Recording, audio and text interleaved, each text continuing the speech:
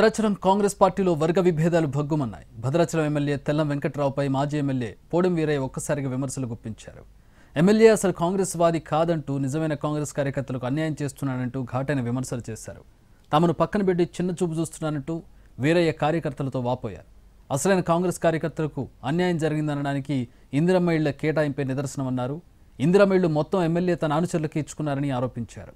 MLA వైఖరిపై CM, deputy CM దృష్టికి తీసుకెళ్తారని పోడెం వీరయ్య తేల్చి చెప్పారు.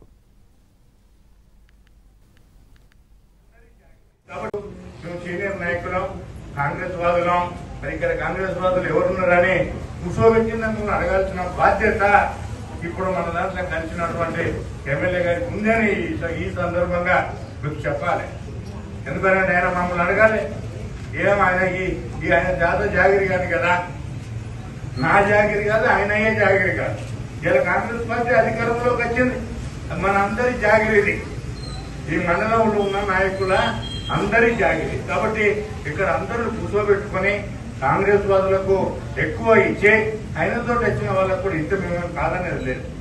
కానీ ఆయన బట్టి వచ్చినటువంటి నాయకులకు మాత్రమే ఇండ్లు అన్ని ఇసుకొని మనమందరినీ రోడ్డు మీద చేస్తే మనమే ఊరుకో